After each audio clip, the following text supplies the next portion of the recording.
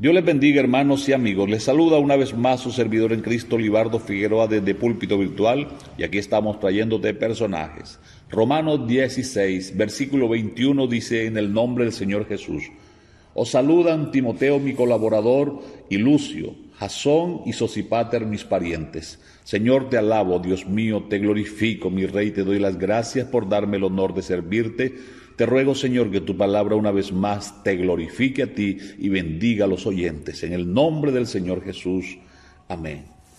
Hablemos aquí en este momento de uno de estos personajes que el apóstol llama su pariente. Uno de esos personajes es Jasón, que aparece Timoteo, Lucio, Jasón y Sosípater. Jasón aparece en la vida del apóstol Pablo, convertido al Señor, colaborando en la obra de Dios, pero además el apóstol Pablo reconoce que es su pariente.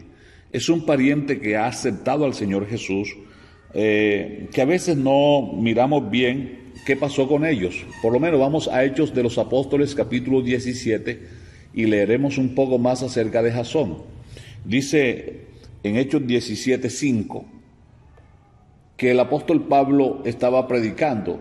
Estaba allí en Tesalónica y algunos creyeron en el Señor, otros se enojaron. Entonces dice el versículo 5: entonces los judíos que no creían, teniendo celos, tomaron consigo a algunos ociosos y hombres malos, y juntando una turba, alborotaron la ciudad, y asaltando la casa de Jasón, procuraban sacarlos al pueblo. Aquí en Tesalónica, Jasón había recibido al apóstol Pablo, era el hospedador de él porque ya era creyente, y ahora se meten a la casa de él, quieren sacar a Jasón para apedrearlo, para que el pueblo lo violente, les haga mal, solo por ser creyente del Señor Jesús.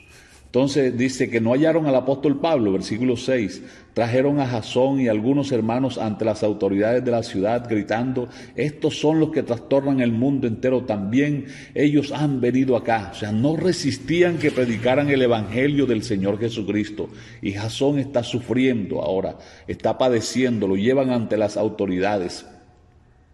Dice el versículo 7, acusando a Jasón, a los cuales Jasón ha recibido, y todos estos contravierten los decretos de César, diciendo que hay otro rey, Jesús. Pero ¿cómo negar que el Señor Jesús no es nuestro rey, nuestro Salvador? Y esos además alborotan al pueblo y andan diciendo todas esas cosas. Pero, dice el versículo 9 que Jasón pagó la fianza de los demás y lo soltaron. Entonces Jasón, aparte de ser creyente del Señor Jesús, de ser familiar del apóstol Pablo, parece que tenía ciertas maneras, porque aquí lo vemos ahora pagando la fianza, y como ha pagado la fianza, entonces los dejan libre. Los dejan libre y así ellos pueden predicar el evangelio. Entonces, qué bueno, ¿verdad?, poder nosotros reconocer que el Señor Jesucristo cambia la vida de pobres y de ricos, de hombres y mujeres que se entregan de todo corazón, y aunque por serle fieles al Señor son perseguidos, señalados, acusados injustamente ante las autoridades por amar el nombre del Señor Jesús. Porque eso era lo que hacía Jasón. Decía que Jesucristo es el Rey de Reyes, el Señor de Señores, el Salvador de todos. Pregunto, mi estimado oyente, mi estimado hermano querido, ¿cuánto testificas tú del Señor Jesús? ¿Cuánto estás dispuesto a sufrir, a padecer por amor al Señor Jesucristo?